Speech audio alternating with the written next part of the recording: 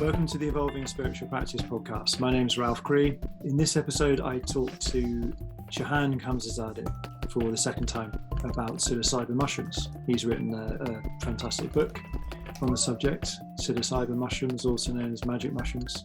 And in our first conversation, we talked mainly about what to do in preparation for a psilocybin experience and also what to do during the experience. But we didn't really fully explore what to do after the experience, what's often called the integration period. So this entire episode you're going to listen to now is entirely about the integration period, what to do after you've had the experience. And this has become a really popular topic to explore. And it's all about how to basically walk the talk of what you've experienced. I hope you enjoy this conversation. I certainly did.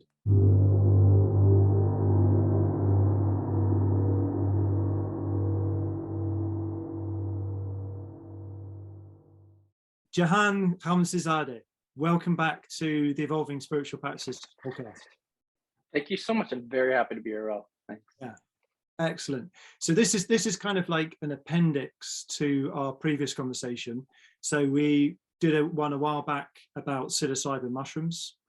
And when I was editing it and then uploaded it, I kind of felt like there was part of the subject we hadn't quite done justice to, which is what's commonly known as integration, which is a kind of fancy word to say, meaning what do you do after you've had this experience? And it's something that's is a very popular topic in the world of psychedelics at the moment. And I've been listening to several podcasts and things in preparation for this, and quite often I found people say this is an episode about integration, but they don't quite talk about what actually it is. So I think in a way it's a subject which is a little bit unformed in the culture, perhaps, hasn't quite been tied down, because we've been living with the kind of importance of what was called set and setting in terms of, your mindset, who you're with, the actual setting you're doing it in, those kind of things. And that's old school psychedelics protocol dating back to Timothy Leary and people like that. But this integration part of it is something that's kind of emerged, as far as I've been aware, in the last kind of 20 years or that kind of thing, maybe even the last. Wanted to explore that topic with you, as you've done all of the training you have in psychedelics therapist in a traditional sense, and I encourage people to refer back to our previous conversation get the background of this, because you've done tons of training in a traditional context and also kind of modern psychotherapeutic one. So that's my kind of teeing up the conversation. Thank you so much. And just in case people aren't going to refer back for the times listener, I got my doctorate in the philosophy, cosmology, consciousness program at the California Institute of Integral Studies. My dissertation was on psychedelics. It was just released as a book called The Psilocybin Connection, Psychedelics, the Transformation of Consciousness and Evolution on the Planet, an Integral Approach. It's found on every platform right now. It was years of work. I recommend looking at it. Then I did 2 years somatic psychotherapy training. I trained for years within the Mazatec mushroom tradition, helped for 2 years of the CIIS psychedelic certificate training, and just this last week signed a contract to come on as content advisor for the Synthesis Psychedelic Guide training. So it's been my full-on life for a while, and I lead legal psilocybin ceremonies in Jamaica with Atman Retreats. So it's something I'm resume. Yeah. I mean, it's definitely something I've given myself over to, and I love the topic. Something I haven't heard much discussed that I think would be of value is even the theoretical and metaphysical grounding of integration and what it is. Along with those other like embodiment, exercise, and practical, utilities of how to integrate psychedelic experiences.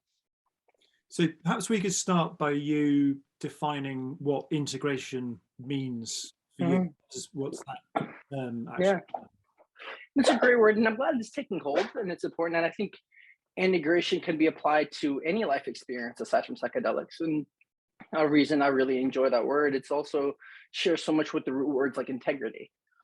So like if we just look at that word, which I think is substantial for all of us, it's almost in alignment of body, heart, mind, and spirit. So that sense of unity within your being, as we are like a holistically interconnected system. And so if somebody has integrity, it's their words are matching their thoughts. There's an authenticity, which is matching their actions, which is matching their feelings. And this brings a deep sense of trust in that person and groundedness. And there's a consistency in their being. And so here we're also trying to unify the wisdom they've gained from these psychedelic states and integrate it into their life, so it's embodied, so it's practiced, so it's deepening into their relationships and then into their ethics and into their values. I think another good point is also looking at, so I think some of your listeners are familiar with Ken Wilber and his integral theory. And so if we're looking at from integral theory, we're looking at the quadrants. He has this viewpoint of singular perspective and then collective perspective in the bottom and then inner and outer. And the whole point is also to integrate all these perspectives into one unified phenomenon. So it's a coming together of different elements and try to make a sense of cohesion. And ultimately we're one united being, our being, my body, my mind, my heart, and all these things. And it's just bringing all those different elements into greater resonance. I think, one of the ways I think about it is that I love what you say about walking your talk. Someone with integrity is walking their talk. And that's, in a nutshell, that's kind of what integrating a psychedelic experience is, that you learn to become the experience you've had. Mm-hmm. Mm-hmm. And one of the things that I think is really important to in a kind of practical sense is that the journey from where you are to where you want to go is made up of lots of little steps, and we quite often, one of the things that really doesn't work is the New Year's resolution type thing. You have this big psychedelic experience and then you think, right, starting like tomorrow and you just reel off all these massive things, and then it's totally unrealistic because you just come off this kind of amazing experience and you think, yeah, I can do all of that. Reality starts kicking in and the kind of sluggishness of normal mundane life. And then once you start to fail to put these things into effect, that creates a downward spiral. So it's much more appropriate, in my opinion, to create an upward spiral of small wins. That is kind of this compound interest idea, that it ultimately, playing the long game is the kind of the sanest way to do this, and to make small gains over years and years and years adds up to something large, rather than trying to just next week make the revolution happen. Yeah, totally. I think there's a lot of joy in life that comes along with the consistent feeling of growth, right? So as long as we feel we're moving forward, even incrementally, life feels good. As the opposite, it feels awful if we're stagnant. So life is always trying to evolve. It's always trying to transcend this moment, move forward. And even with Terence McKenna's this idea of novelty, we're trying to create new novelty, this newness, which is like the formation of complexity in our lives coming together. And so, putting away growth for even if it's some big thing in the future, instead of incrementally moving forward, we're also robbing ourselves of that joy right now. The joy of knowing that I'm being honest with myself, first of all, and in integrity, but then also incrementally evolving, ultimately to just be more who I am, which means like I'm living my truth, I'm living my beliefs, I'm living what I believe is right. And there's tremendous freedom in that. And I think there's torment in not doing so. Right. So I'd have to be in some level of self-denial to like, hey, I've learned something that's valuable in my life that should be implemented right away, and I'm not doing it. So there's this inner contradiction inside that ultimately causes us more pain than anybody else, but it will affect our environment also. Yeah. I kind of think of, you've got short-term and long-term integration. There are things that, and something that Ken Wilber talks about, which I think is one of the kind of major contributions to the whole scene of personal development and those kind of things, is this distinction between states and stages. And so, psychedelic experiences are all about exploring different states of consciousness. But they don't, a trait is a different thing to a state. So traits are something that become part of your identity. So there's a kind of difference between a change in your identity versus just what's a change in your behavior. So, you know, you could change your behavior, but never actually fundamentally change your sense of self. Right. And so in terms of like the long-term game of this integration thing, is that it can take years to bring these kind of experiences into your actual sense of identity and fundamentally change who you are. But at the same time, it's quite good to have things on a shorter feedback loop to give you, you know, because we've got these rewards mechanisms and things all built into our biology and psychology. You need to feed yourself a few goodies, you know, early on, because otherwise, if you're just playing the long game, you know, it can get a bit disheartening. So it's holding those two in focus, I think, you know, for me, I think has been really helpful. Yeah, no, I hear that. Definitely a focus on the details and the micro, you know, and then the zooming out and the macro being like your entire life trajectory. And I'm glad we were referencing his work, because I think he did a great job of looking at levels of development, you know, throughout history. He looked at over hundreds of models of how transformation takes place. And he had that line, you know, with practice, altered states become permanent traits. And I think the correct orientation to psychedelic experiences is the transformation of our lives, not just that one singular state experience, which is amazing, but the very quality of integrating that state experience is what creates a new stage. And the stage meaning it's a center of gravity from where we're operating from. You know, and generally it's qualified as a paradigm, which is my worldview, which is accompanied by values and a different sense of self. And so, you know, his more simplified his model, because it can be very complex, but he says the main change and transformation of identity is from egocentric to ethnocentric to world-centric to cosmocentric, where egocentric is just focus on me. And then we know for sure, like psychedelics create these boundary dissolving experiences that dissolve the separation between ourselves and other. Ethnocentric is identity with the tribe or culture, people that are like us. Then world-centric, an identity with all of humanity in the biosphere, all the way to cosmocentric. I'm united with all levels of spirit and energy and matter. I'm one with the universe, you know, and the divine. And so, I mean, imagine somebody has these experiences, which is pretty common, of a unity with nature, you know, so I'm one with the entire ecosystem and the biosphere, and it could be tremendously healing. And the words healing, wholeness, and holy share a similar root. So I'm becoming a part of a larger whole, and I'm deeply interconnected. And there's this large energy exchange when it comes to the oxygen, to the food, to my relationships with this environment. And what if I don't integrate that? You know, it's a major loss for ourselves and for the ecosystem, you know, so that'd be a movement, for example, from ethnocentric, meaning I'm identified with my nation, my country, my culture, to something much larger, like the entire planet.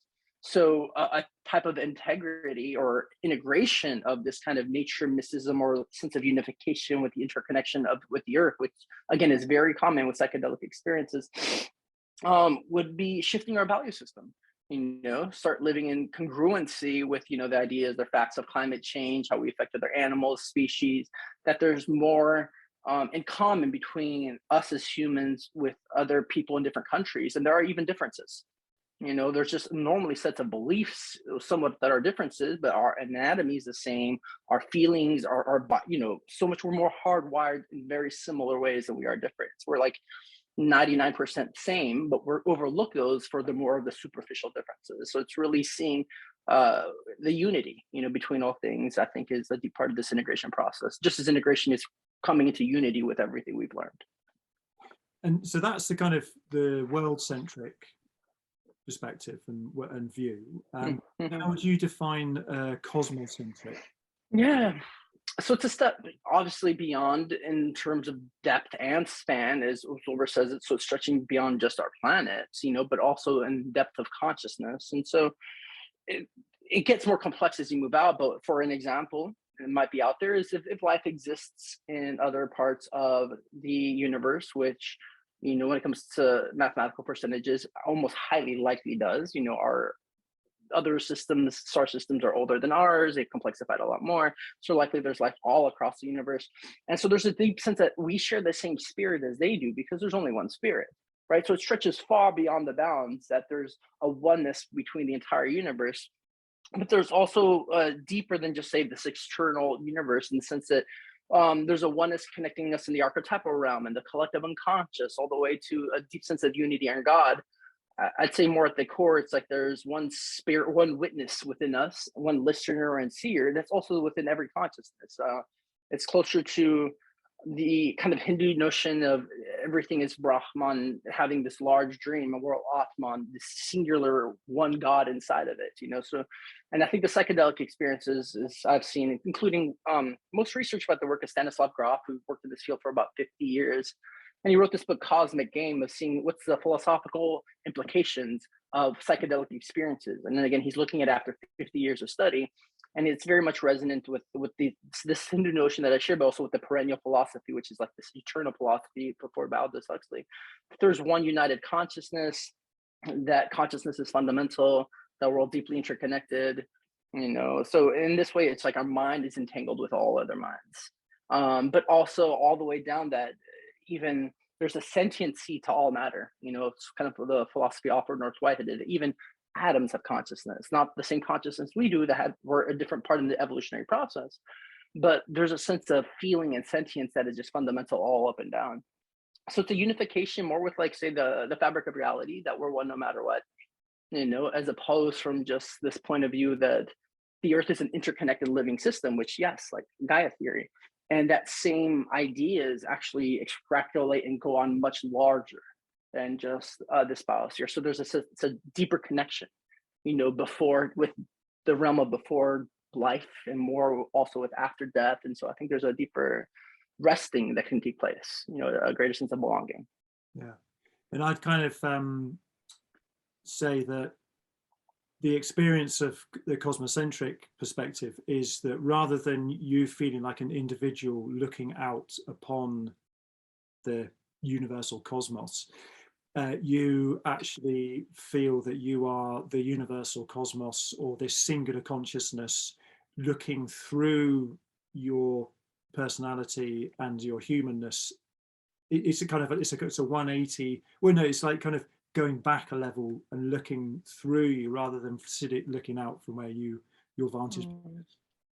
One state which is quite a common state experience, and how this translates into a trait, you know, this is an important thing to discuss, is ego dissolution. So that's become like a big thing, you know, with that's the Mount Everest of the psychedelic experience, is to just obliterate your ego, you know. And you read about it even in like New York Times article, you know, it's just like it's a mainstream thing now. And it does happen in psychedelic experiences. You lose yourself completely sometimes.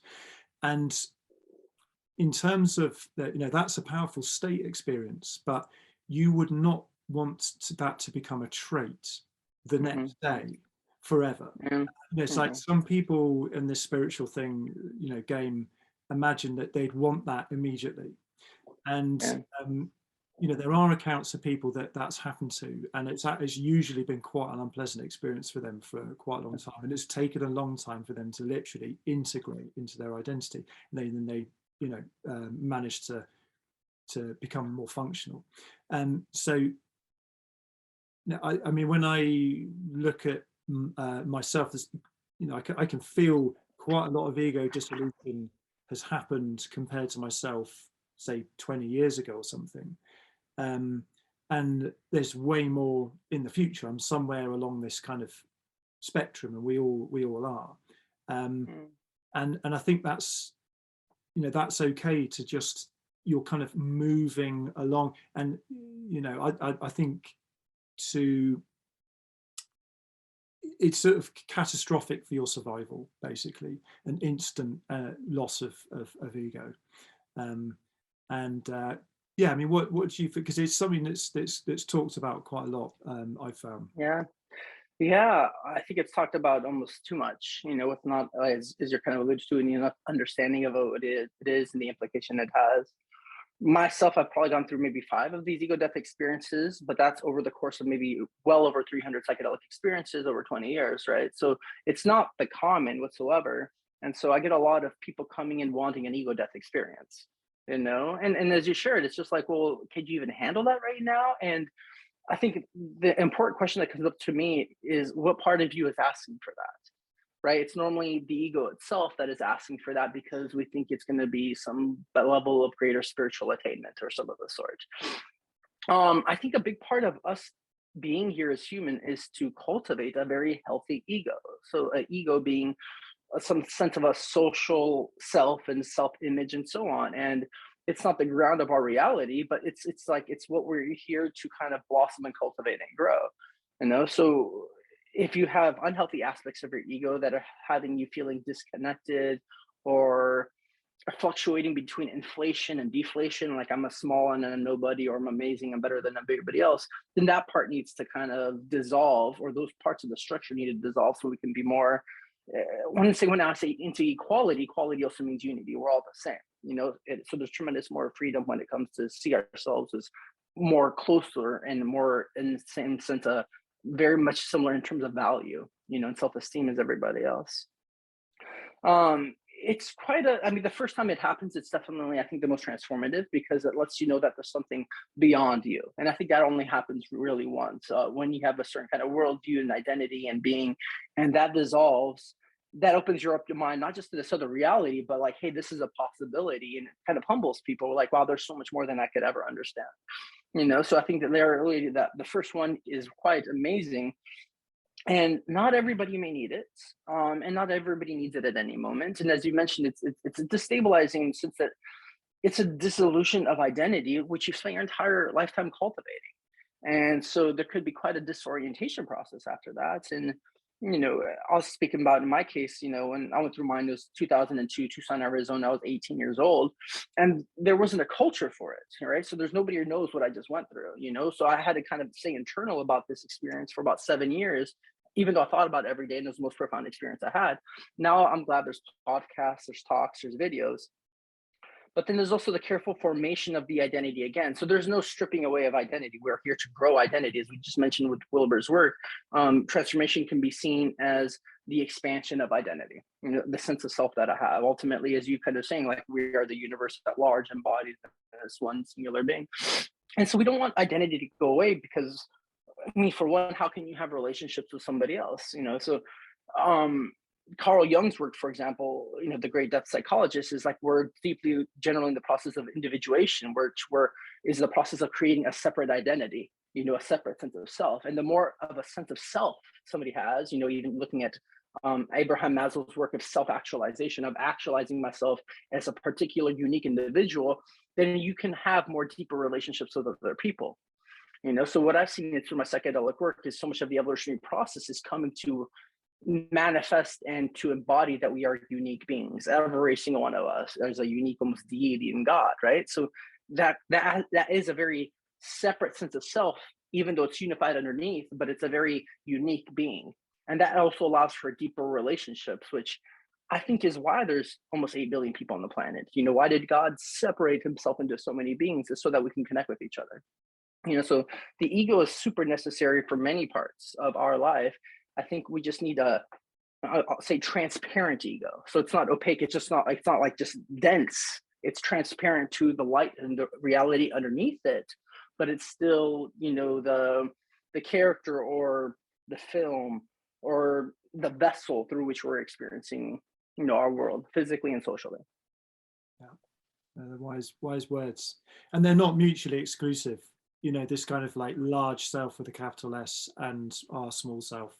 They coexist perfectly happily. They always have done. Actually, in our lives, and being a long-term meditator, I am always paying attention to that. And there's not this sharp line, but that's a whole nother conversation. So yeah, I think of the a bit like weight training, where you stress your muscles out, you hurt them basically, or well, I don't know whether that's the right word. I hear that. Yeah, you break them, whatever, and then tear them. Yeah, then they rebuild. Right. You have this recovery period, and then you do it again, and then they rebuild, and that's how you get stronger muscles. And if you only ever work out, if you work, without any rest and recuperation, then your muscles don't adapt properly to the stimulus. And it's the sort of similar idea, I think, to the psychedelic experience, and that relates to the sort of frequency that you might do this stuff, and also taking your recovery seriously. And again, in the kind of strength training world, recovery is a big deal now. And people but before it was all about just train hard. You need to sleep a lot, you need to eat the right food, and all of those kind of things. And also it stops from getting injuries, like a long-term injury, which might be some kind of, the equivalent of that would be a big psychedelic experience that you just cannot process, and that's a psychedelic injury. Which do happen. They do happen. Absolutely, I do. Yeah. No, I love the metaphor. It's I mean, the way you get strength, you're saying it's kind of working it hard, ripping the muscle, giving it the right nutrients to rest, it organically rebuilds. Generally after psychedelic experiences, when I work with individuals, they're exhausted, if not the next day, sometimes for 5 days. It takes a lot. And can be a lot of energy moving through you, a lot of emotions, a lot of cognitive insights, but also like your muscles in your body's depleted, because the body's also what's processing the experience. And so generally, if people are going to take a psychedelic experiences, I make space to also, depending on the dose and what's going on, but to take the next day off. Like you don't want to be, especially if something profound may happen, you don't want to be going off to work and then putting it aside. Like your body will know what to do. Like generally it just wants to rest there and be in bed for like a while. And that's going to help the neurons rewire, help you make sense of it, help it settle, and really to extract the most, you can from the experience. But I've kind of put like 4 subheadings this, and one of the ones I'd written down was grounding, because what goes up must come down, and it should come down. So the kind of things that I've written down here in terms of grounding is spending time in nature. Nature is just healing and grounding in all the obvious ways that we all know about. Enjoying sensory pleasures, like eating food that enlivens your tongue and your nose, and swimming in the sea. I don't know, those kind of things which sort of really activate your body on all levels. And doing some really normal stuff as well, like seeing some friends who aren't into this whole spiritual stuff, just normal friends, and your family, doing some gardening, just like some mundane activities are actually very therapeutic. When in the right, obviously we all know that doing too many mundane activities just makes you want to die. But they can actually be really useful at certain times.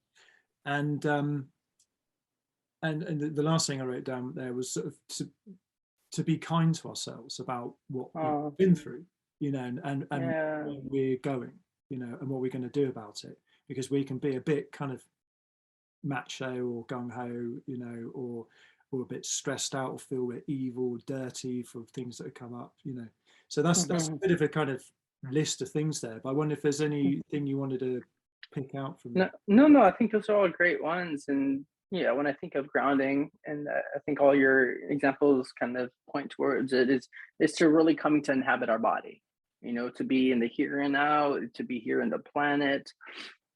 So much things can happen in psychedelic experiences. Again, huge rush of emotions, insights, future tripping of like, oh, I saw the future, or I saw what I could potentially do, or truths about the cosmos as a whole. And it could be very exciting, but also, as we're kind of using the word ungrounding, meaning I'm going somewhere else other than being here.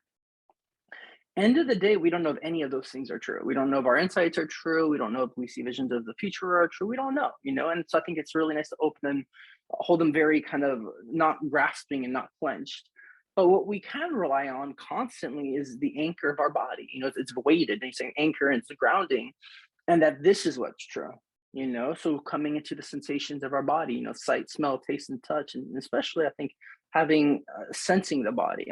One of the biggest practices I had for many years is just a sensation meditation, where it's spending 20 minutes scanning your body, like toes, calves, thighs, just the chest, arms, and just spending time just feeling it. And that's what brings you here. And that's what you can trust what's true. And your body's generally trying to speak to you. It's trying to let you know if things are out of alignment, how you're feeling, what's going on with your being emotionally. And for myself, anytime I don't know what's going on, or you're in a psychedelic whirlwind, just come into your body and anchor here, and that's something I think we can all come to deeply trust more and more, so I think definitely a lot of any activity, including dance, that is gets you in your body is going to be very useful for grounding. Like here, this is the only truth I really know right now, is that I can feel and have this at this moment.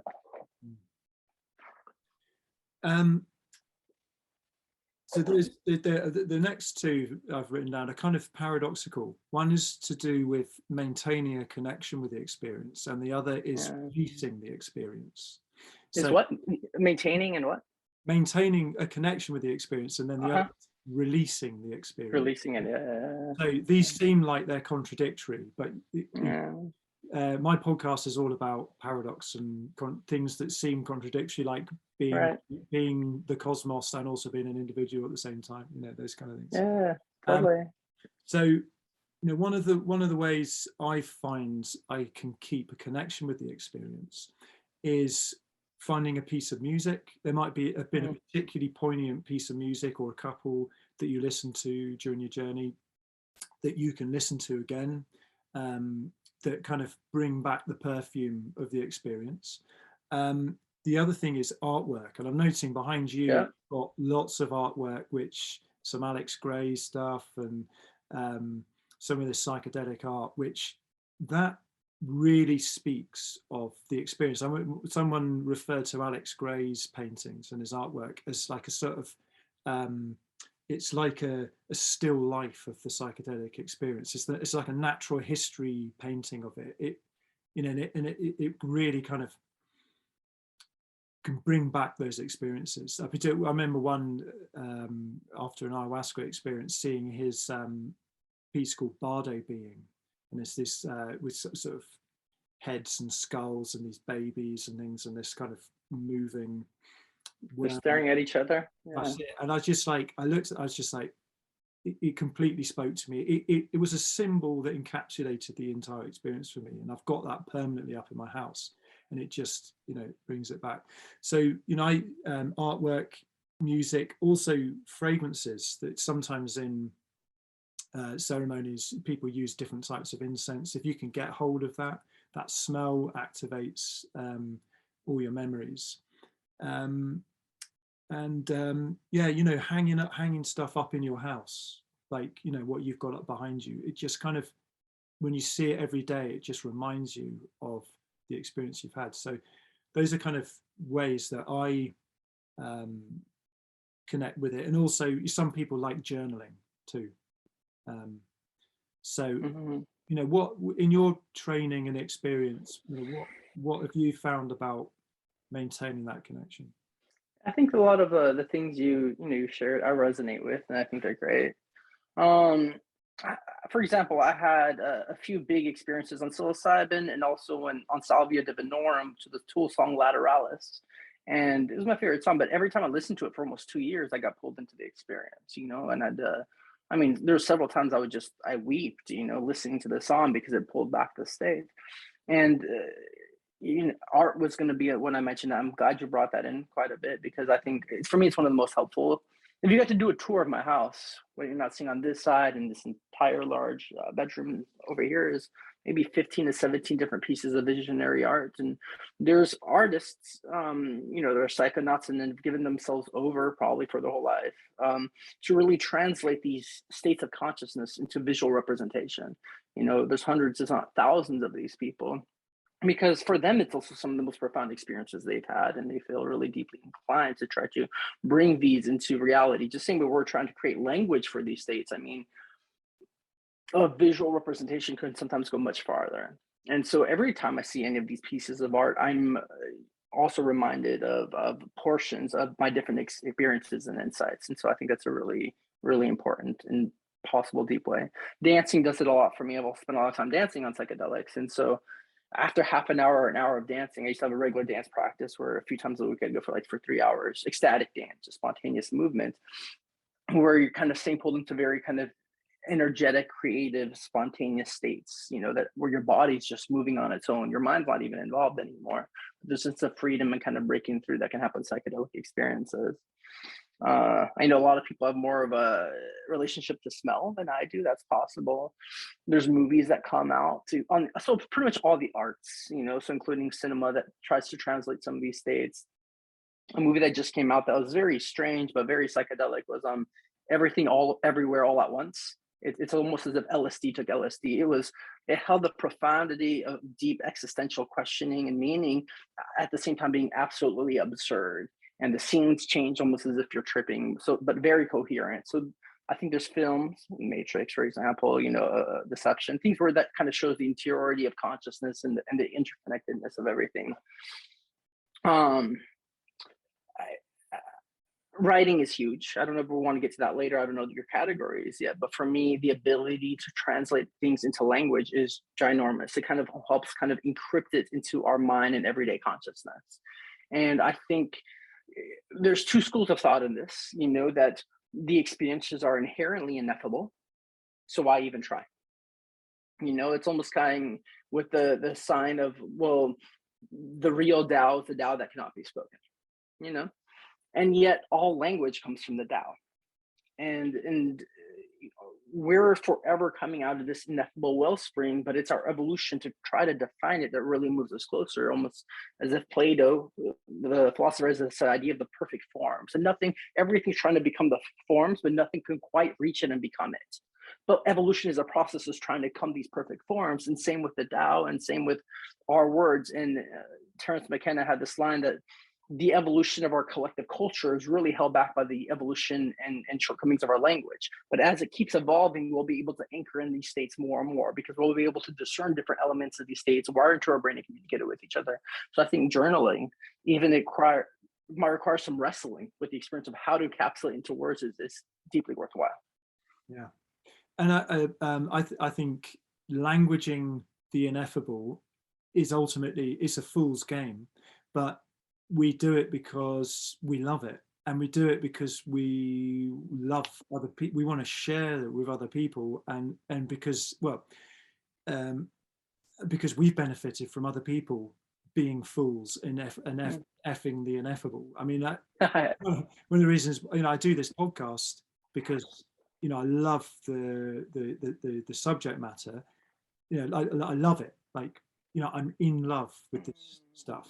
And I am so also in love with the people that have been they haven't been so proud as to not describe these things. It's like they've kind of come down off that rarefied level and said, look, I'm going to be a complete idiot and speak this, and it's going to come out and sound completely ridiculous. But I'm so glad they did, because it really helped me, and that, as you say, that's, we're all standing on the shoulders of other people, climbing up towards this light somewhere, or these platonic forms, never quite getting there, and that's all cool, and I think there's humility is a big one, and that's kind of brings me on to this like release aspect. Epistemic humility is a really great term, and that you've experienced something truly profound, and it's quite tempting to come out with some complicated metaphysics that you've made up. And one of the things that I think is really important to remember is to keep the mystery a mystery, and to remember that there's always more. So this is what you were saying earlier. There is always more. What you've experienced, but I think that it's slightly related to this journaling thing. It's like, why why you're writing this down? Just for yourself, for other people? Do you need to worry about the form it's taking? You know, I mean, is there some, when you're writing, do you just, it's just a stream of consciousness just comes out, or is there some kind of pattern you follow? Is it only for your eyes only, or would you ever share it with another person? You know, what? Yeah. Those questions. Yeah.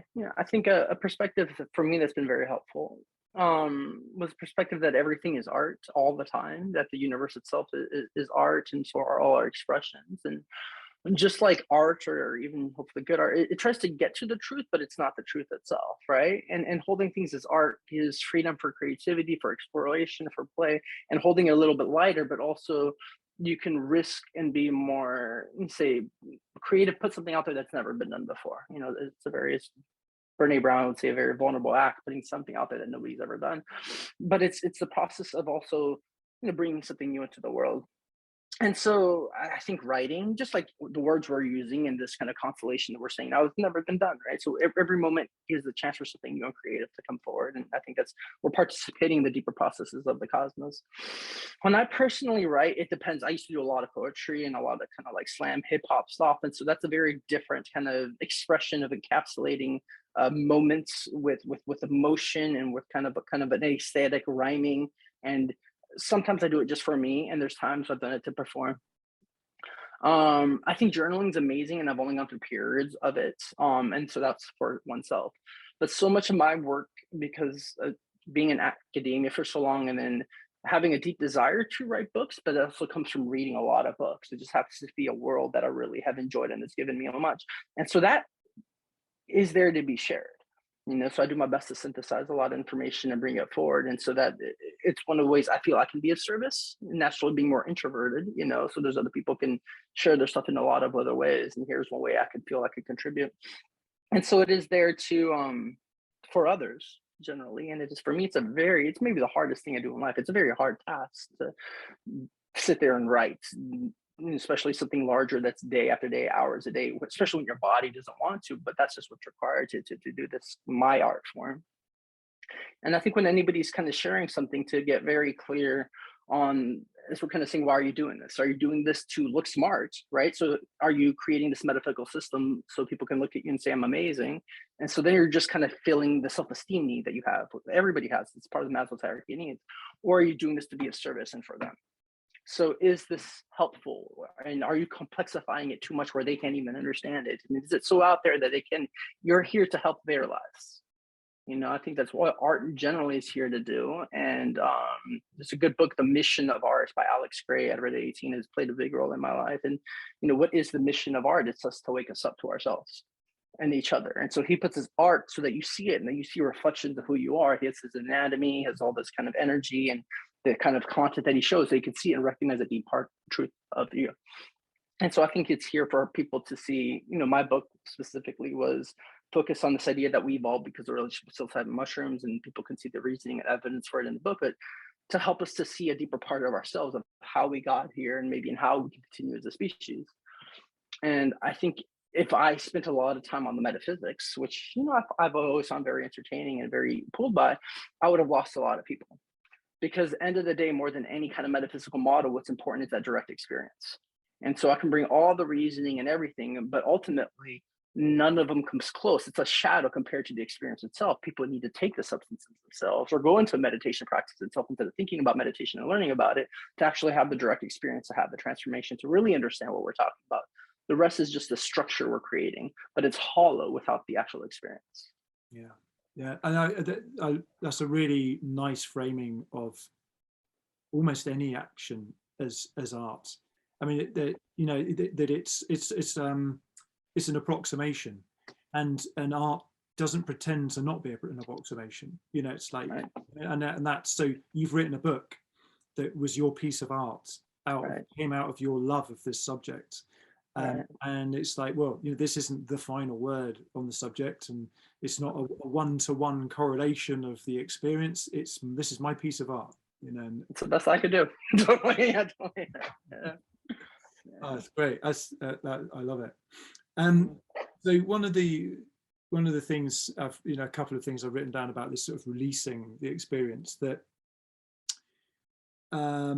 you can get this kind of yo-yo effect of, you have the experience of, this powerful psychedelic experience, and then the kind of like brutal, real, mundane world, and you kind of go between one and the other, and the two never quite meet, and it can kind of break you open. It's like, oh, this is already uncomfortable, and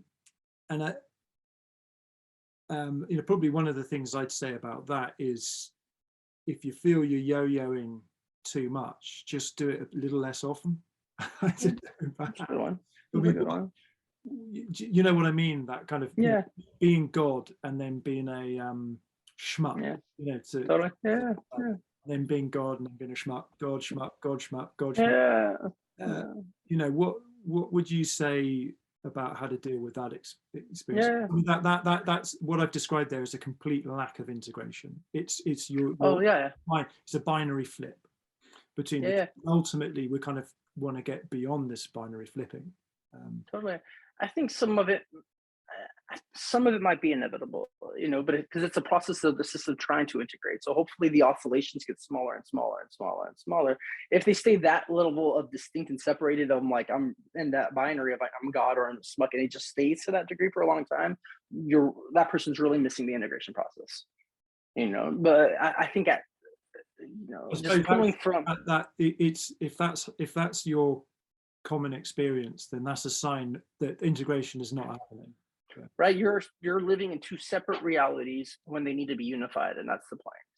So in this sense, integrate being more godlike, but at the same time very grounded, and realize that everybody else is God too, and you can come be God while working with your employer, whoever it is, and still follow all the rules of that, and honoring all the systems that you're a part of, right? And so not like I'm God, I'm free of everything. It's like, stay free, but also stay connected to our world and come to a deep acceptance of the world we're in. That's also a deep sense of coming in with love, is deeply accepting the reality that we're in. But it sounds ridiculous, but it's I certainly went through an extended period of that in the early days for me, and it was really uncomfortable, and it's one of the reasons why I know that this subject of integration is really important. So, something I would say is, I saw common working with lots of people is they get a high because they break through for the first time, and so that might last for months, and then they're like, then the high comes down and they're scared and worried, like, am I going to lose this? And it's just like, no, we're integrating all of it. There's very deeply painful parts of our existence that we need to come to terms with. And how do we do that? With a big open heart. I think so much of the psychedelic experience is here to open our heart. That we're all one translates also to a tremendous amount of love. When there's no reason for my heart to be closed. It might happen, here and there as we get hurt, but then reopening it again. And how can I take in more of reality, which is also digesting more and more pain. So not pushing reality away of like, oh no, I don't want to be here, I want to be up there. It's more like, how can I bring the up here down here also, and while also trying to elevate very lovingly the world around me, to realize that there's more possibilities than we're seeing. Digesting our pain. So that's a really great. There's a lot. It's like that little term holds a lot of about experiences, and that's another kind of term for the integration. It's digesting our pain, because so much of these experiences are not the kind of like all the happy fireworks bits. There's also like getting right down in the shit. So it's just like, what, in many ways, it's what keeps us away from this present moment. For a lot of us who carry, a lot of trauma in our body. So you waking up to really being in your body means waking up to all the undigested experiences that you've been holding on to unconsciously. So you're going to have to digest, the history, and then waking up to the reality of what's going on here on the planet now, or the people around us, and their shortcomings or disappointments and so on. So there's a lot of pain that needs to be digested. It's also the most loving thing to do. So a big, huge, insight for me was that like life is never ending struggle, and that's okay. That's just like we're sharing the metaphor of the gym and working out. That's how muscles grow. Like you're never going to stop, coming against resistance. If I think of a tree that exists and then the wind comes and pushes it, but now it's going to grow stronger fibers and be even more sturdy and sturdier. We're here to incarnate and very, very strong individuals, strong, but also not dense in the sense that like also not connected to the rest of ourselves and shutting ourselves off, right? And we grow strength through resistance and difficulty. And so that's also coming here, we tend to push away this reality out of pain. And it's really embracing that pain that allows us to, let's say, deeply be here, but come to more intimate relationship with what is. Yeah, I feel like we've kind of there was the New Age spirituality was very popular a while back, and that was all about the light, all the happiness, the joy, no, we don't do pain. And then I feel like we've, as the culture generally has kind of moved beyond that now, where this is much more part of the conversation. How to digest your pain, and there's nothing wrong. Life is painful. It's the way it is, as you say. That's how we grow. And I'm really glad that seems to be more in the conversation now. Totally. The other one's very unintegrated. It's very much kind of elevated, but the feet aren't on the ground. So it's also hard to trust somebody like that because they're going to be running away from the pain and maybe yours. And there's things that we really need to show up to. Yeah. So Alan Watts said, it's like wanting an up without a down. Right. So, and I think, the last thing on this kind of releasing point I'd written down was this kind of comes a bit out of the kind of modernist approach to psychedelics. So not so much the kind of hippie world, the kind of Silicon Valley optimizing, self-optimization world, where they just want to milk. And when I say that, we all do this. So I'm talking about people out there in the world, different types of people and groups of people, but these are all represented inside us. So I don't want anyone to think I'm pretending I don't do these things myself. It's why I know about all these things, because I do them and have done them and will do them in the future. That to milk every last drop out of an experience. It's like some of it just don't worry about it. It's just like, remember, I don't want anyone to listen to this to think, that to integrate means to literally wring the thing dry. So you've, you know what I mean? You've got your kind of 20-point plan and you chip them all off and that kind of thing. Sure is. When I hear somebody doing that, there's a deep sense of scarcity in their being, like, well, this is going to be the only experience. And it's, well, the truth is experience is never ending. Just try to stop it. It just keeps happening, and if it's that particular experience, what you don't learn is likely to come back again.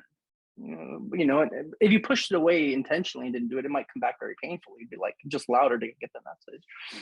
But there's definitely some states where it's, I felt like the wealth and knowledge and awareness of the entire universe is available. Like that's where some humbleness and humility might come. Like you can't integrate all that. Nobody's expecting that of you. Just take the best you can. And there's experiences for 20 years now I'm integrating, but it also comes out of joy. I'm not sitting there very disciplined of like, I'm going to spend the next hour integrating something that happened 20 years ago. It's just, it comes because there's a love and growth out of it. That being said, I do think it's positive. What I do with people I work with is to at least schedule 2 integration sessions after every journey. Normally a few days after, then a week after that. And it's just like everything else that we learn. The more you go through it, the more kind of integrates and ties into your brain. Like if you're taking a test at school, you have to go through the information several times for it to anchor it into your memory. It's the same with every other part of your experience. And so it's a lot of us get so busy that we actually need to put in the calendar the time, and it's also nice to keep it relational and maybe with somebody else, or at least an hour journaling or whatever. And it also helps bring back the experience and anchor in the state more. So I think, some amount of minimum integration is absolutely essential and possible. But if you're bringing it very rigidly and stress and tension oriented towards it, then that's also the life you're creating and living.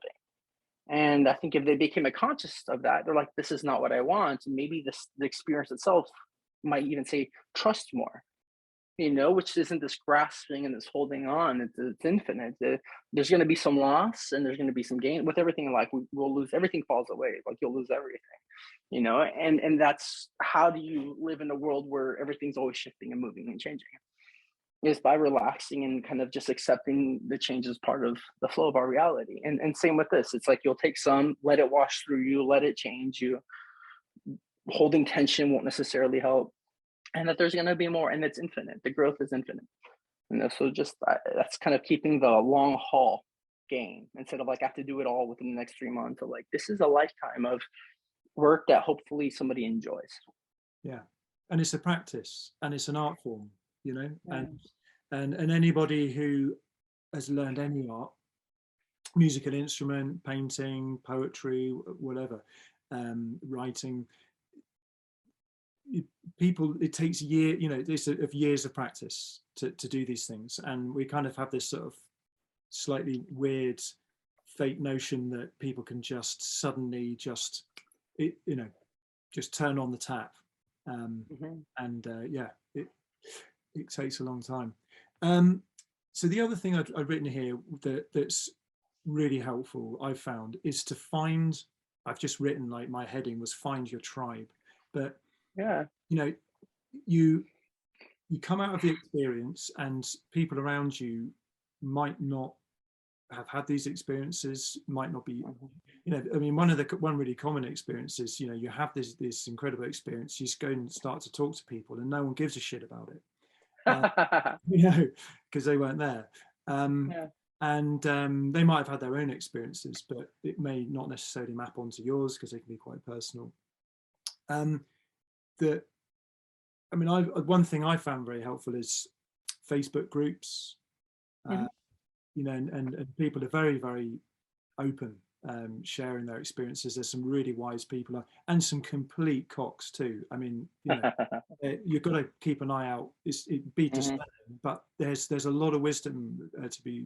There's Reddit threads and Reddit groups and stuff like that.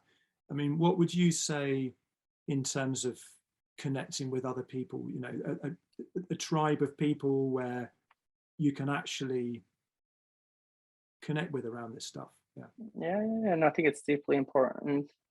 I mean, it becomes almost quite a need into the pool. You know, Timothy Leary and Terence McKenna have this line. They would say, "Find the others." So as soon as you wake up and have this wake up through psychedelic experiences, you know, there's this pull to want to find the others that has something similar. And I think part of it is also part of a kind of a macro self-organizing that we want to create a new world. When I had at 18 this huge experience, and part of it was that I saw that this earth is heaven, and I thought this whole earth was hell, like it's a very painful reality, but that this is kind of God's kingdom and palace, and we can kind of create anything we want. It became clear to me the only thing that's stopping that, because that's true, is just our perception of how we're showing up in reality, how we're treating each other, how we're treating the planet, how we're using our resources, because there's enough to feed everybody and make a, you know, very pleasurable and growth-oriented life here. And so it's like until we get everybody on board, we can't really kind of create into that world. The whole kind of even study on paradigms, it's just like all these levels exist, we're just not acting that way. And so there's going to be a desire to find bubbles or cultures or peoples that share something similar, so we can start living that way with each other. It's hard to be super loving with somebody if they're closed down or rejecting you and mean, or if they're power hungry and attacking. It's very painful to have an open heart when people around you have closed hearts. It's a very painful experience. You can still love them. It just might not be, you know, in terms of your best service to keep staying somewhere where people may not see the same things the same way you do. So thank God for the internet that now we can create tribes non-locally, you know, so whether through these podcasts, Facebook's amazing.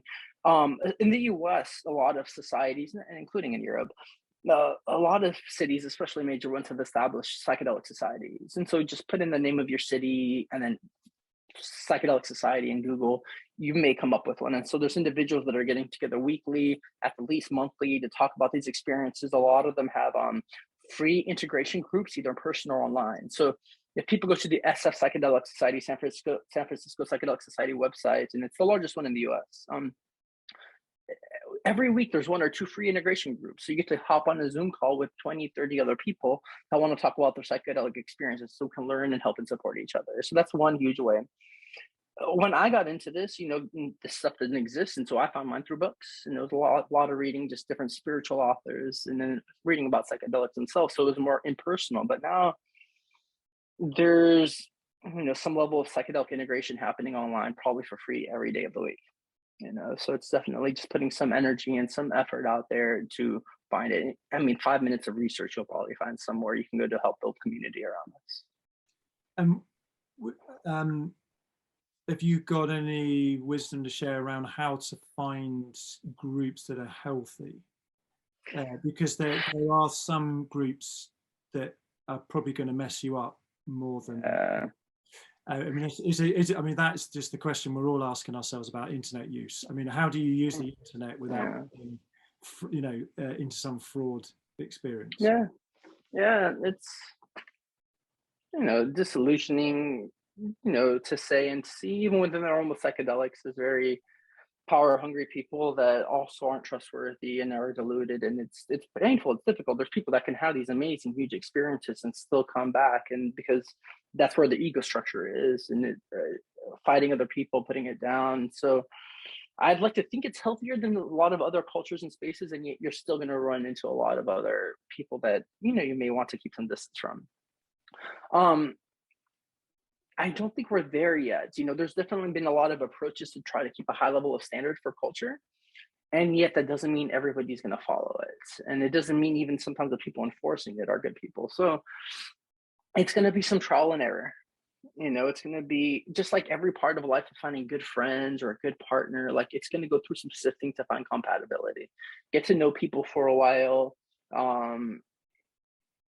Everything quality in life takes normally some time. So to build a good community or find one might take a couple of years. Hopefully enjoy the process and come into deeper trust with yourself more than just generally the other people. If you can't trust your own mind, why trust theirs? And so definitely ground into your own truth of what you feel is really real, more than what somebody online is going to tell you. And then find resonance with other people that kind of align with those same truths and the same values, and that also feel integrated, that their body, their mind, and their heart are showing up in a very similar way that resonates. And if you don't feel trusting of them or some alert goes off, it's okay to back away. Those are good words. You mentioned you recommend a couple of integration sessions. At least a couple of integration sessions. Is that like are they talk therapy sessions? I mean, when you say integration sessions, what do you actually mean by that? So for example, if I'm going out there and doing this work in Jamaica, we spend a lot of time with integration there in person. Over there, it's a lot of time it's group work, so we talk a lot as a group after the journey, and then we spend an entire day for integration after that. Then we integrate for one more circle before they leave. It's a 4-day thing to have one journey in Jamaica. But then coming back, we have 2 more integration sessions, online, a week out and then a week after that. And so it's a little bit different because I was there with them, so I can take notes of the entire experience, remind them of what they went through during those hours, what are the key things that they said, and it really just small little lines pull back the entire gestalt or entire larger field of what they were going through. Sometimes it's really hard to remember what happens. I mean, I've worked with people that they forget 90% of it. The changes in their life are still there. The neurons still connected differently. The impressions and the emotions really change them. So they can come out of depression, even if they didn't remember it. But I think it's far more effective if they do, And so really taking detailed notes and repeating it to them later is, I think, maybe the best way to be of service in terms of integration, because you can't integrate something that you don't remember, really, not consciously, at least. Your body might, but there's muscle memory and there's ways that subconsciously they leak in. But I want a full 100% integration, right? So reminding them of the experience is huge. And then a lot of material comes up, sometimes very personal, including deep trauma or deep insights, right? And so we have to unpack that. So it's super common that something huge in their memory came up, maybe from their childhood, that it's after the fact that all the emotions come up. So I've had a lot of journeys with people that the journey goes very smooth, and then they remember the journey and some of the insights. Now it pulls from the space of their feeling kind of more expanded the next day and safe and less kind of overwhelmed by the psychedelic experiences, that the childhood memories come up, including of deep trauma, and they just break down crying the next day. So there's a lot of people where it's during the integration that the more psychedelic, meaning the more emotionally charged content comes up. And so that you're there as another human to hold space, ask questions, make sense, help them feel safe in their vulnerability and not alone in their pain. And then also same with the positive side of like insights. You can have some huge idea. The one that comes to me is like, we're all one. It's such a simple phrase, and yet its implications can change everything. So there's a lot to break down in that, and break it down for them in ways that talk to them in that moment and who they are. Saying the entire ecosystem is interconnected, through chemical, transmissions through oxygen and food and diet. It may not mean a lot to them, and that's a very real part of World 1. But to them to feel a deeper sense of resonance with their family and partner and community may mean a lot. So then you spend a lot of time unpacking that with them, in ways that feel very alive for them. And so it's just like we get these little packets of information that are downloaded, and they have to be really like decrypted, and really they're like zip files that you get before on the computer. That's compressed information, right? So you have to uncompress the information and really interconnect it with the rest of their living system. Something that comes up a lot, I call it homework. You kind of get like lessons and things to go carry out. Like, go have a conversation with this person in your life. Go out with your mom and dad, treat them better. Sometimes it's leave this job or go after the job that you really want, or create this change in your relationship. And I think in a very grounded way, diet and exercise comes up a lot in journeys for everybody. For me, almost every journey, but for everybody else is like, here's areas that you can keep improving in almost all the time that will create maximization and benefits in your life. They create a loving, healthy body and help you enjoy and give the most out of life, right? And so to really put these things into practice, so you're here to remember them and then hold them to it, like in a loving way. Like, so did you start your exercise practice? Have you changed your diet? Did you tell your boss this really important conversation that you wanted to have? Because if you're not carrying out the messages, why are you doing it? Sometimes you get very clear instructions of what to do, and it's there almost as an advisor, and if you're not listening, why are we journeying? Yeah, that's really important. So you mentioned trauma quite a few times. Yeah. And I'm not a trauma specialist myself, but it's another big word that is, lots of people are talking about trauma at the moment, and people do access deep traumas in psychedelic experiences, and if that happens, I presume you've had some training in some I don't know, basic trauma management, but there is a kind of threshold of which, if you go beyond a certain threshold, you need a specific trauma therapist to work with. You've conducted these ceremonies for hundreds of people, and traumas must have come up quite a bit. So so what would you say about that, and when to seek further help, and how might one go about looking for a specific trauma therapist? I'd say 70% of my work is trauma work, right? So it's most of the bulk of what happens in the line of work I do. 90% of people come in because they're having some level of problem in their life. So it's generally anxiety, depression, and a mix of both. If not just straight up just PTSD. And only 10% come for recreational purposes that they want to enjoy.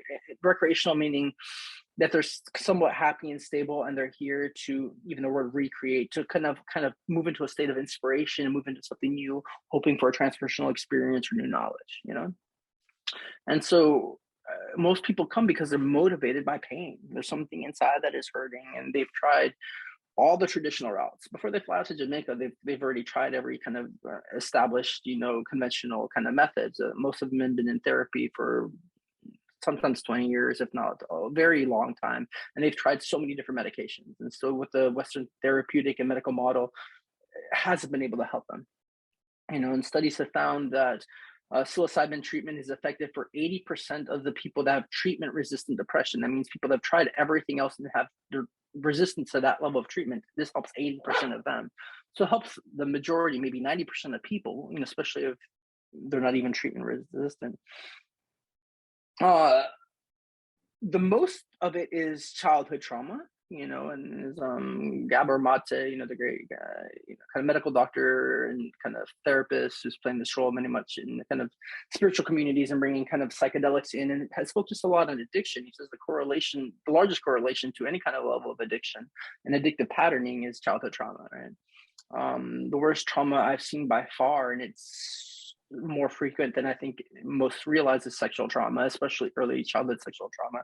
I think 1 in 4 people on average have some level of sexual trauma. It's huge, and it impacts their lives greatly, their self-esteem, their relationships, the way they show up to themselves. It can really diminish one's sense of value. Being raped. And so it comes up tremendously in a lot. And there's points often in the journey, and I recommend one-to-one journeys for dealing with high level of trauma, is that entire memory and the entire gestalt of experience that sometimes they've been repressing for decades can come up at once. And so the journey can be excruciatingly painful. I've seen like the deepest just agony, they're at the threshold of tolerable pain, but that pain was just stored in their body already. Very kind of somatic-psychotherapy approach of trauma is just stored in the body. And so it's being released. The outcomes are amazing. I've seen people stop addictions overnight, continue deepening into partnerships, really kind of that tension that their body was holding because of trauma can quickly dissipate potentially. And they live much, and I've talked to these people sometimes years after that, their lives have radically changed, but it's not, I'd say, easy on anybody's part. I tend to have a capacity I can hold a lot, emotionally. I'm a 4 on the Enneagram. It's more comfortable for me, I think, than a lot of people. But for the person experiencing it, they have to be willing to sometimes face their nightmares and fears, of things that have happened and all the darkness, so that it can process and clear. And so then in a very embodied and integrate way, they can actually have a really good, more pleasant life. So I'm glad we're bringing it in, because we can easily spend the entire talk on these transpersonal experiences and bringing the insights and integrating them. But so much of it is also integrating the dark and more difficult aspects of our life and our past. As I mentioned, it's more than often than not the bulk of my work is dealing with trauma. Yeah. And trauma, just people may not know what that means. I'm going to break it down and say there's a piece of the past that's living in our body and making us feel like that's happening right now in the present moment. Because I was hurt and betrayed and abused in the past, my system doesn't know how to trust right now, because it's holding onto those emotions and pain that it's going to happen, because to your body, it's almost as if it is happening right now because it's still stuck there. So that's trauma, that they can't release the past fully, and not in any fault of their own. That's just how the body kind of survived. Why repression? Otherwise, it wouldn't have been able to really move forward in life very well. So we can clear that now, so they can really kind of make the most of the life they have left. Yeah, that's a helpful definition. And I think one of the things I've heard come up quite a lot is trauma. People can get re-traumatized. Oh yeah. So a powerful psychedelic experience may not actually heal a trauma. It can just traumatize you. And someone came to stay with me, and she had been doing some training in something called havening, and it was invented by Paul McKenna. Do you know this? Yeah. No, I just went through a few months of havening. I went to a therapist and we did havening for several months. So yeah, I love that. So what that entails, as far as I can remember, what she's saying is, you sort of, while you're exploring a traumatic event with somebody, you sort of stroke the palms of their hands and parts of their face, like where you would stroke a child's, your own child's face to calm them down. And that actually soothes your whole nervous system, so that when you bring up this painful event, you're bringing it up into a place of peace and love and that kind of thing. So you're not actually embedding it further. Yes, as I say, I'm not a trauma expert at all, and that's just something that came to my mind when you were talking about this. Is there anything you could say, to elaborate about this kind of re-traumatizing versus bringing the trauma into a healing? Absolutely, and I'll start with, just even why the process of something of havening would work, moving to the re-traumatizing. I mean, so one way we could see it is the trauma is fragmented parts of ourselves that haven't been integrated, right? That are still having pain. And generally, I like the model because I think it's helpful that we have some level of an inner child or inner infant, and that's where a lot of the trauma happened during that time of age, but also it's a part of ourselves that is largely emotional, less rational, can throw tantrums, but also kind of withdraw and collapse and so on. So this part of us is coming up that normally feels the trauma, the very strongly emotional part of us, needs to be soothed, right? It needs to be soothed. It's in pain, it's in distress, and it's scared. And so if you think about an infant, 2-year-old, the 1-year-old, if it's in panic and fear, you can't rationally talk to it into feeling better. It will have no result in it whatsoever. I'm like, hey, your fears are silly right now. There's nothing going on. Don't be scared. It's not going to matter to a baby that's crying. It needs to be helped. It needs to be soothed. It learns regulation from your body. If you're anxious, you'll pass on anxiety, because you're telling the baby it's scary. But if your system's calm and relaxed and is loving and gentling and is holding it very well, that transfers, that energy and the touch transfers to the infant and regulates its nervous system. As adults, we're still wired. We grew out of that wiring. We're still wired somewhat the same way. We can self-regulate a little bit better, and we can tell ourselves everything's okay. But touch goes tremendously much deeper. It goes right to the subconscious, right to the most primal animal parts of us, and assures us and helps us feel love, and really kind of dials down that maybe we're safe. And so you're bringing in a practice that tells our body, so direct contact with our being, that everything's okay and that you're loved in the midst of having this freak out. So it really kind of calms and brings nurturance to those parts of us that are feeling unnurtured or scared or alone. And so kind of taking this idea that we need some level of connection, and we can do it with ourselves, or somebody else could do it with us in levels of trauma, and how incredibly helpful that is. That also comes in for every other state of trauma. And so if somebody's in a very traumatic state and they're alone, it can be re-traumatizing because that part needs connection, So one of my Hakomi instructors, so I did 2 years somatic-psychotherapy training, and this guy had been working in the field for 40 years. He says the difference between a trauma and a difficult experience is if we felt alone in the process. So if I felt alone, whether it's a rape or there's a war or something, and I'm alone and I'm freaked out and feeling disconnected, that turns into a trauma. But if I'm deeply connected with my family and a lover, it just becomes a difficult experience. So it's the experience of connection that really helps us kind of digest pain. And so if somebody's in a trauma state, somebody empathizing with them, being kind of one with them, or resonating, or just handle it just like, here, I'm here with you, so you're not alone in your pain, takes away almost half the pain and helps them be able to digest the experience much easier.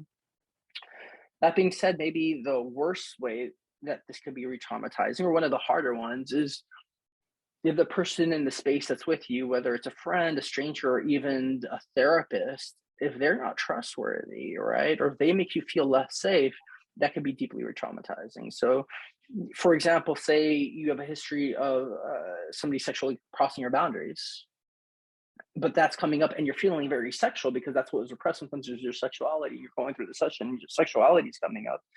And then the therapist or the friend crosses your sexual boundaries. I mean, it's deeply re-traumatizing, right? So that can be tremendously worse, or you have a feeling of being abandoned and you're going through fear, and fear is shaking, you're being abandoned and the person's not present and they leave the room. I mean, deeply re-traumatizing, or somebody crossing your boundaries. I don't like to be touched and that you're touched, or it's just so many things that kind of might reinforce the trauma of like, here I am, I'm not met again, or here I am, I'm not respected again, So there's a lot of ways. So it depends so much on the individual in the room, and so they can go through a lot of training and still not be there and possible.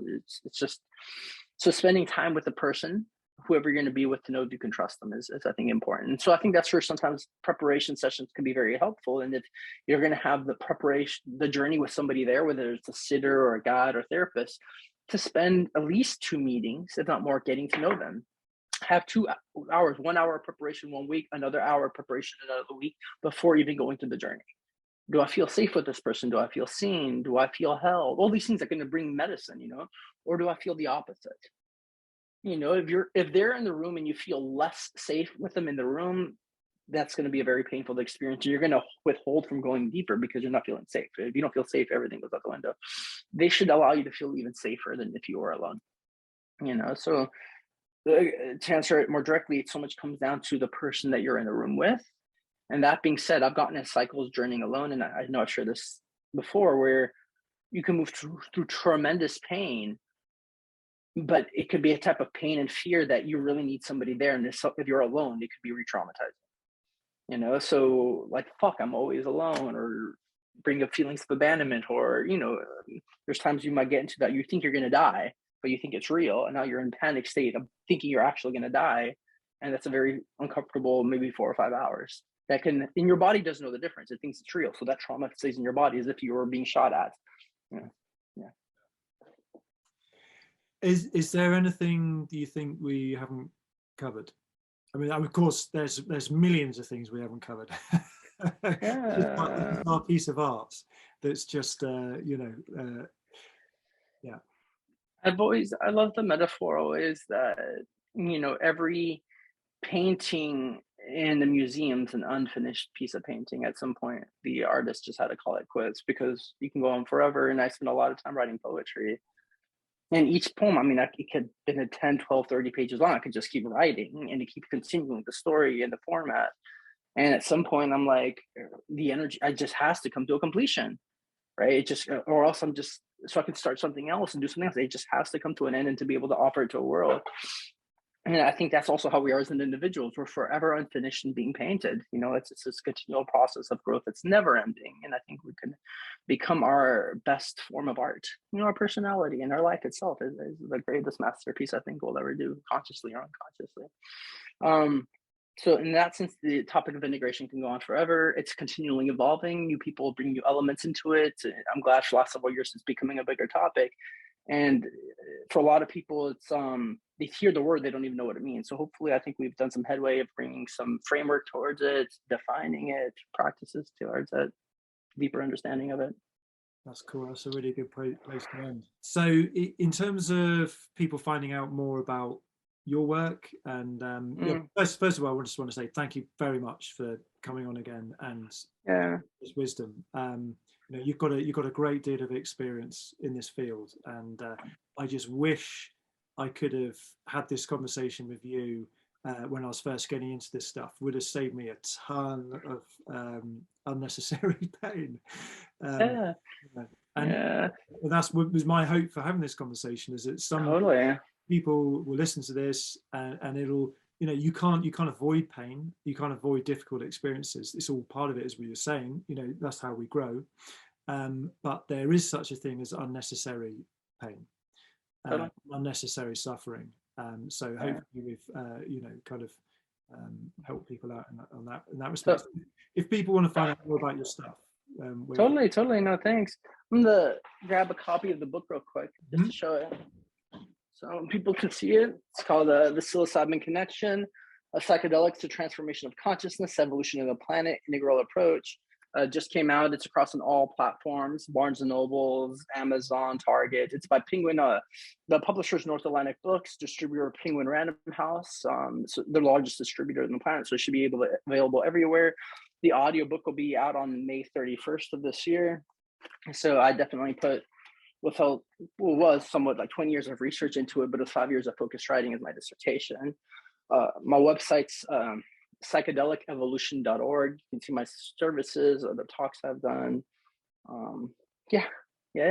More than anything, I want to give people the book because it's as the publisher said, the most comprehensive text on the subject of psilocybin mushrooms. I did a deep history, everything in the present, and kind of how it can move us forward individually and collectively. Yeah, when it comes out on audiobook, I'm getting it straight away. Are you reading it yourself, or? I've read it twice since I got the copy. I mean, I've been waiting many years to hold it. Reading it aloud. Yeah. No, we had, I think Nathaniel Agin. We had an audition, and the publisher did, and I got to hear 5 different people's auditions, and one of them was clearly the best, so much better than the rest. So I was like, please, I really want this guy, and we got him. Cool. So it's definitely the kind of voice I'm like, I'd listen to anything you're talking about. I mean, the narrator can make or break it, and so I think he did a superb job. and it's 10 hours long, and it's already complete. I think they're just finishing the editing process before they put it online. Great. Yeah, as soon as that comes out, I'm getting that for sure, man. Okay, so Jahan, thank you very much. I made all the music that I use in my podcasts. If you'd like to hear more of my music, please visit SoundCloud and check out my profile, Ralph Cree.